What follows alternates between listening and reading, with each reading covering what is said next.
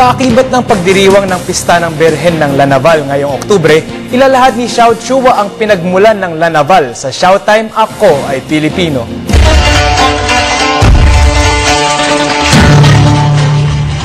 Makasaysayang araw po, it's Showtime! Noong linggo po, 14 October 2012, ang pista ng Our Lady of the Most Holy Rosary of Lanaval na ipinagdiriwang tuwing ikalawang linggo ng Oktubre ng bawat taon. Bakit nga ba may Lanaval? Ano ang Lanaval? 363 years ago, mga unang buwan ng taong 1646, tila sunod-sunod ang masamang balita para sa Maynila. Kakatapos pa lamang ng isa sa pinakamalakas na lindol na naranasan ng Maynila noong nakaraang Nobyembre nang mabalitaan nila ang obsesyon ng mga Olandes na salakayin ang Maynila, ang sentro ng Imperyong Espanyol sa silangan. Upang iharap sa malaking hukbong pandagat ng mga Olandes, hinanda ng mga Espanyol ang dalawang outdated na galyon, ang Rosario at ang Encarnacion, na sinamahan ng dalawang bangkong Chino o sampan. Tig-200 tao lang ang inilagay sa bawat galyon. 100 sa mga ito ay mga kabataan at mga lalaking mula sa prominenteng pamilya sa Maynila. Karamihan ay mga mandirigmang Tagalog at Kapampangan. Magkahiwalay na nangako ang mga pinuno ng hukbo na sina General Lorenzo de Orelia y Ugalte at Almirante Sebastian Lopez na lalakad na nakatapak sa simbahan ng Santo Domingo sa harapan ng mahal na ina ng Santo Rosario sa bawat tagumpay na ibibigay sa kanila.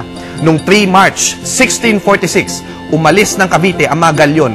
5 labanan ang naganap mula March 15 hanggang sa huling labanan ng October 3, 1646. Sa lahat ng labanan, tinugis at pinaurong ng 2 lumang galyon ang nakararaming bangkong Olandes. Nanalo ang mga Espanyol at ang mga Indio sa pagtatanggol sa kanilang lupa. Nagpasalamat at nagdiwang ang kapwa sakop at mananakop at nagtungo sa Santo Domingo Church sa Intramuros upang magpasalamat. Ang mga marinero ay tumupad sa kanilang pangako na lumakad na nakayapak sa paanan ng imahen ng Santo Rosario.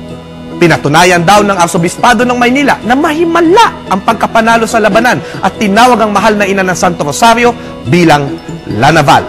Nawasak ng digmaan ang simbahan ng Santo Domingo, ngunit patuloy na namimintuho ang mga tao sa Birhen sa bago nitong simbahan sa Quezon City. Ginawa pang patrona ng lungsod dahil halos magkasabay ang pista at pagkakatatag nito. Sa pananaw ng mga relihiyoso, binuhay ng himala ang diwa ng Katolikong Maynila at ipinakita ang kabutihan ng may kapal sa Pilipinas. Ngunit, para kay Nick Joaquin, dito na diskubre ang galing ng mga Tagalog at Kapampangan sa pagtatanggol sa mga Espanyol. Hanggat kakampi ng mga Espanyol ang bayang Tagalog at bayang Kapampangan, patuloy na nanaig ang mga Espanyol. Nang bumitaw ang mga ito sa himagsikang 1896, doon na nagsimulang lumagapak ang Imperyong Espanyol. Ako po si Xiao Chua para sa Telebisyon ng Bayan. And that was Showtime.